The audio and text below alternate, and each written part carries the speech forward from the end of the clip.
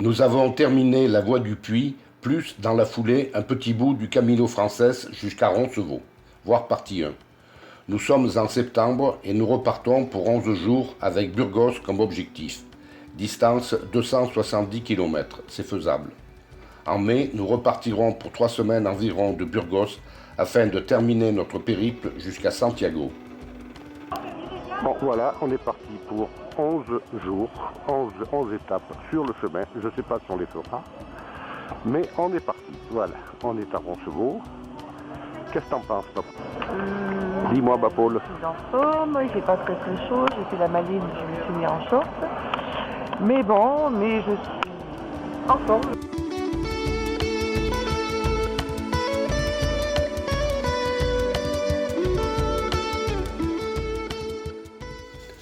Marie-Paul et moi avons décidé que dorénavant, nous dormirons de préférence dans les chambres individuelles plutôt que dans les dortoirs collectifs, quand cela sera possible.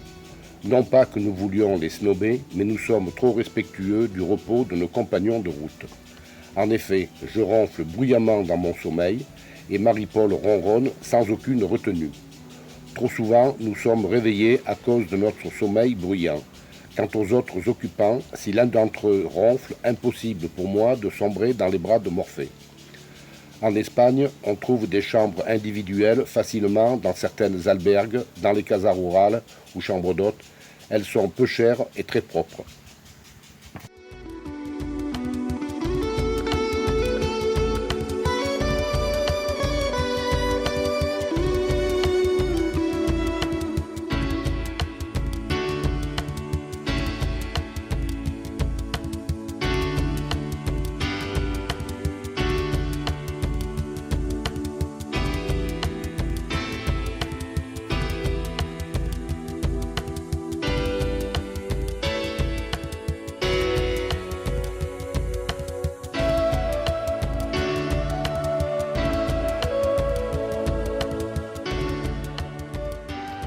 Nous avons pris possession de notre chambre d'hôte qui se situe en fait dans un hôtel de passe.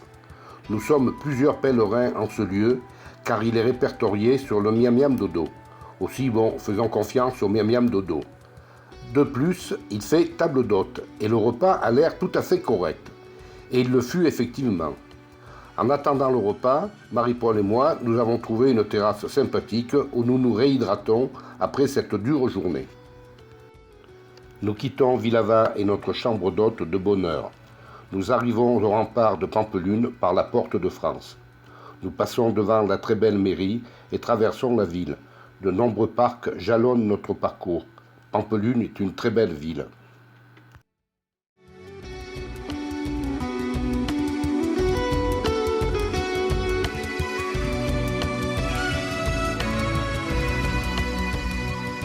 Nous attaquons la montée vers le Alto del Paldón, sur la sierra du même nom. Nous sommes le matin et il fait très chaud. Nous avons 330 mètres de dénivelé sur 13 km de montée. Au fur et à mesure de notre ascension, une vue superbe sur Pampelune se dévoile.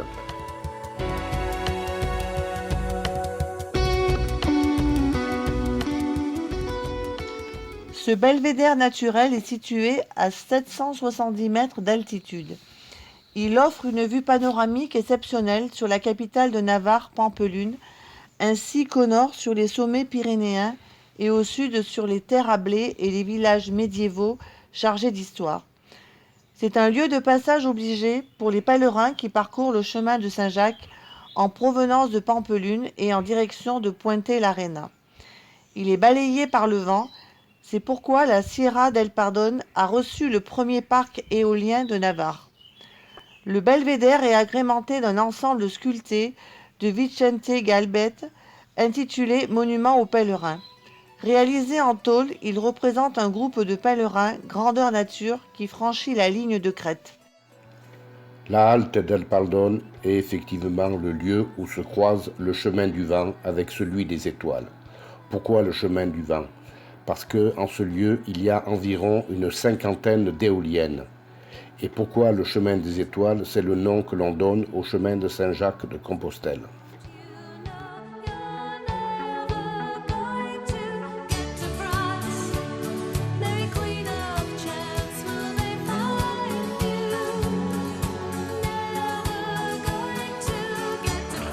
Voilà, donc nous quittons Punta l'Arena. Voilà notre superbe hôtel où on était. Non, notre chambre, nous on était dans les caves là. Les fenêtres qui sont en bas du mur là. Nous on était dans une cave. Mais c'était très bien, très confortable, très propre, nickel. Voilà, la descente d'escalier, l'accueil. C'était très bien. On a bien dormi, on a passé une bonne nuit après une journée éreintante de 28 km et 400 mètres de dénivelé. Ça a été dur. Et ma popo? Très dur, mais après un bon repas, d'abord une bonne sangria, j'en rêvais, un bon repas, une bonne nuit.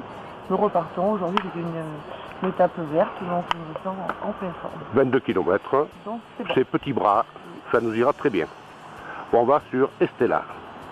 Voilà, alors il y a des gens qui randonnent, eux, ils ont trouvé le truc. Voilà, c'est des Français, ça, ils font de la randonnée, mais accompagnés d'un car. Ça veut dire que quand ils en ont plein le cul, ils se font porter. Ce que nous ne l'avons pas malheureusement. Voilà, et ma popo est partie, elle est pressée. Hein.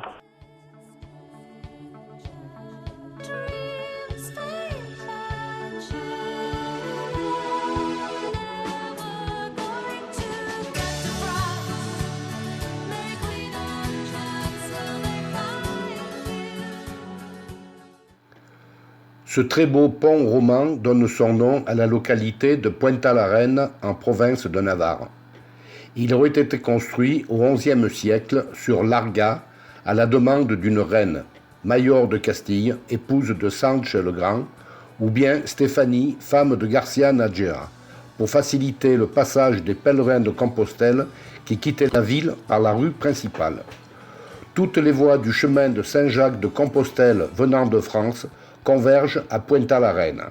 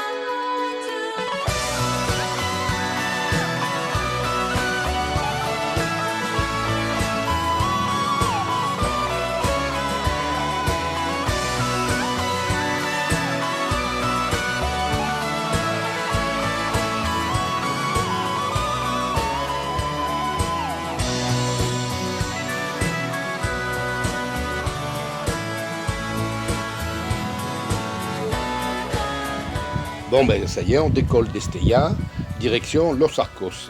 Hier soir on s'est régalé, on a mangé des calamars farcis à l'encre de sèche, c'était un régal. Et on a bien dormi cette nuit, pas trop de bruit, impeccable, bien qu'on soit en plein centre-ville. Et ma popo, qu'est-ce qu'elle nous dit alors? Ben, après un bon petit déjeuner, nous voilà partis pour 22 km. 22 km. Paraît-il que c'est dur, donc on verra bien ce soir. Elle est classée orange, l'étape est classée orange. Il y a quelques bons grands pailloux. Le ciel n'est pas terrible. On a eu de la pluie hier soir, un peu. Mais bon, on verra. Ça, on est en Estella, c'est une très très belle ville.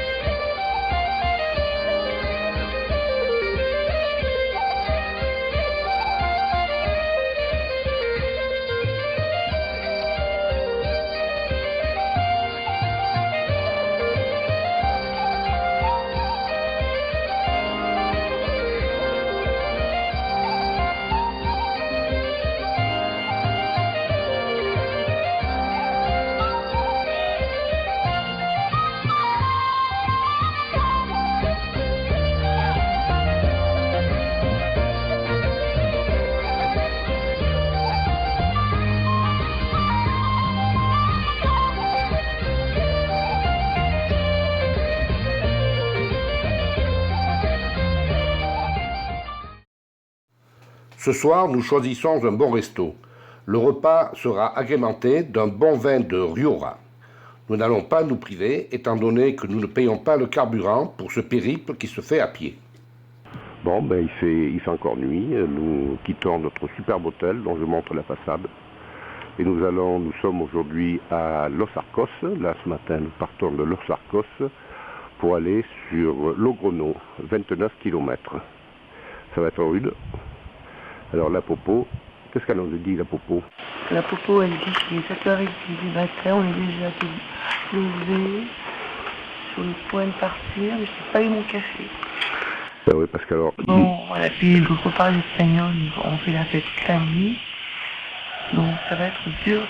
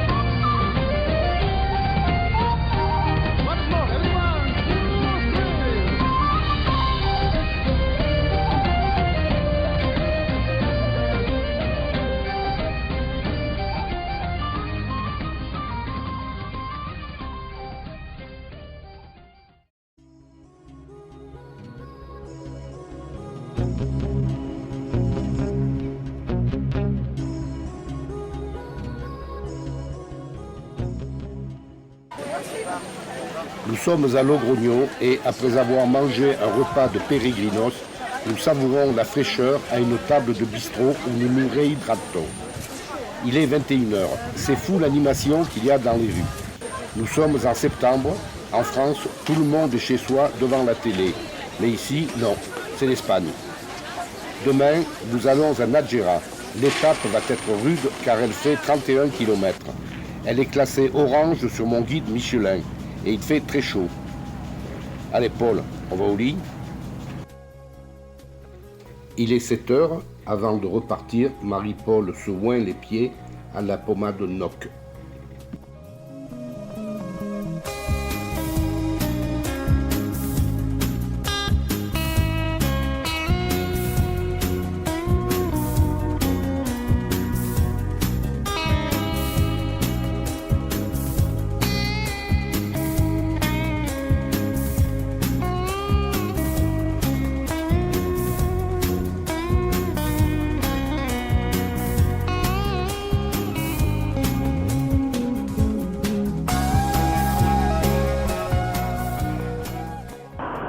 Bon, voilà, nous partons de Nájera et nous allons vers San Domingo de la Calzada. La journée va être dure parce qu'il y a encore du soleil en pagaille, en pagaille, en pagaille. On l'a pas ici, mais on le voit là en face sur les immeubles. Ça commence à cogner. Allez, va Paul, on y va? Allez, bisous.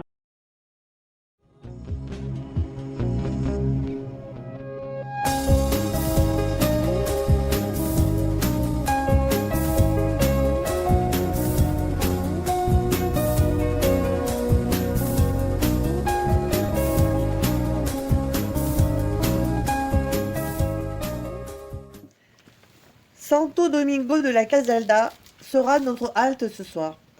Nous prenons possession de notre chambre d'hôte, faisons un brin de toilette et partons visiter cette charmante petite ville. Bien sûr, nos pas nous emmènent naturellement vers l'église et c'est dans ce lieu consacré que nous prenons connaissance devant un poulailler du miracle. Je dis bien du miracle, du dépendu de Santo Domingo de la Calzada.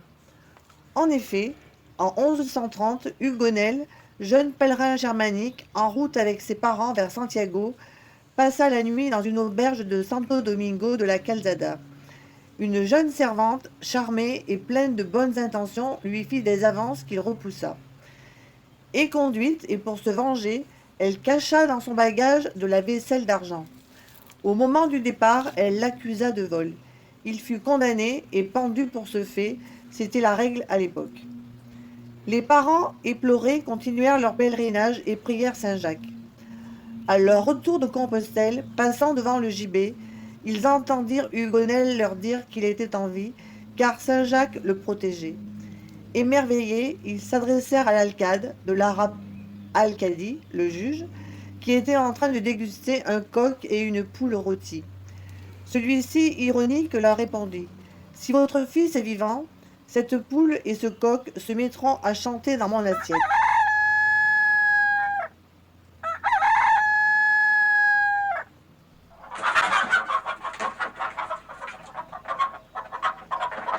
Ce qu'il advint, le coq chanta et la poule caqueta. L'alcade, bouleversé, fit dépendre le jeune homme et pendre à sa place la fautive, ce qui est navrant, car c'était une brave fille, pas compliquée et toujours pleine de bonnes intentions.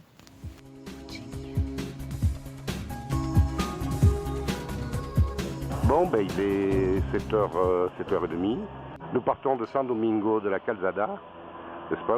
On va ce soir à Belorado, qui est à 22 km normalement, 22-24 km, voilà. Donc la petite Paul, elle est bien contente, elle va nous dire ce qu'elle en dit.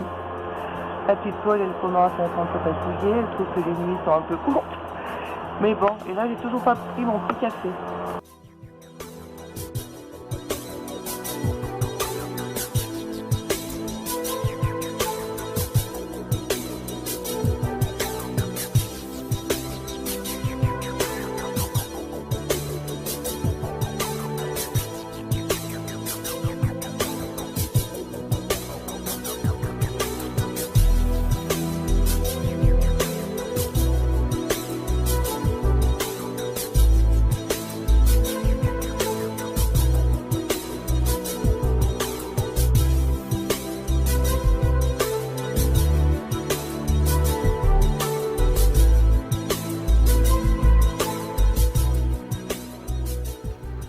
Monsieur brûle les piments au chalumeau afin que madame puisse les éplucher plus facilement après trempage. Je fais une petite sieste, il n'est que 13 heures et il fait très chaud.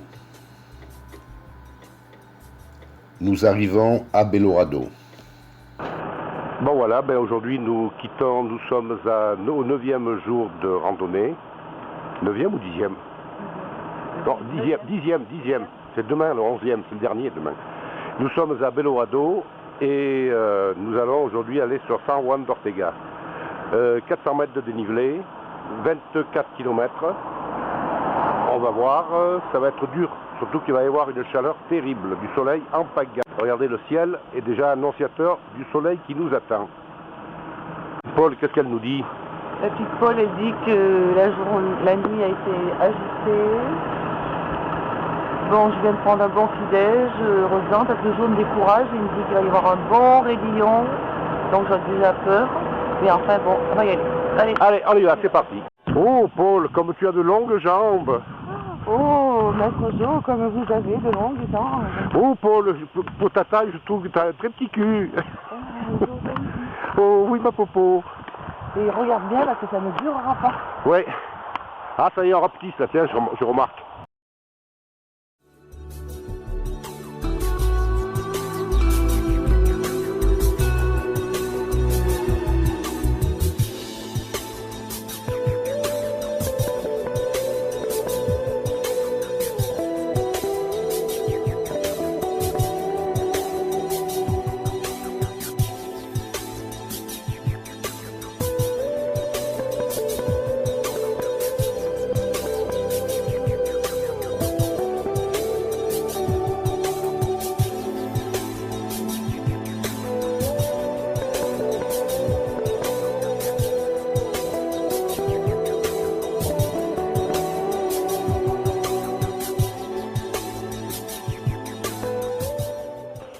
Bon voilà, aujourd'hui c'est la dernière étape.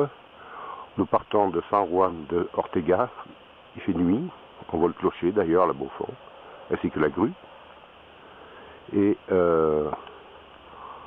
On va sur Burgos, 30 km. Voilà, il fait très froid parce qu'on est à 1040 mètres d'altitude. Qu'est-ce que t'en penses, petite Paul? Nice, c'est la dernière étape. Mon Dieu, oui.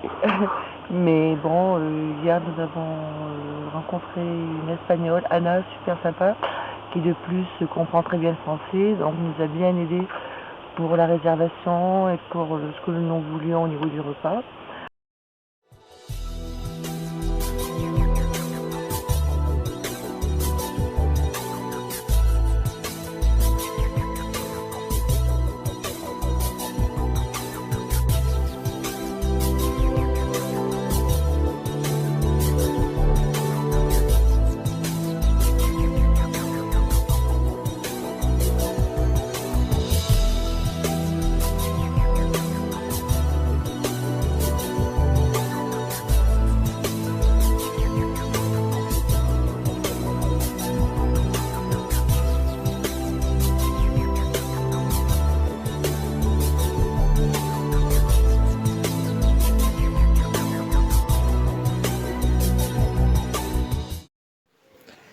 La cathédrale de Burgos, dédiée à Sainte Marie de Burgos, est classée au patrimoine mondial de l'UNESCO depuis 1984. Elle est un exemple remarquable de l'art gothique de l'Europe médiévale.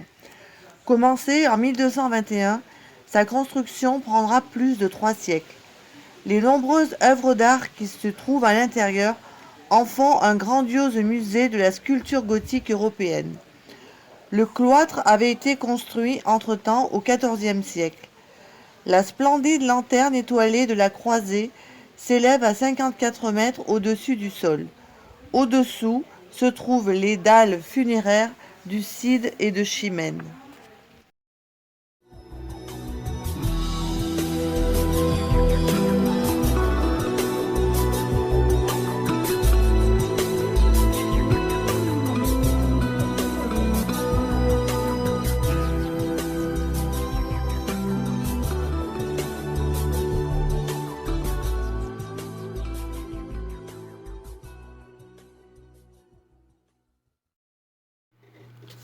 Voilà, notre périple se termine.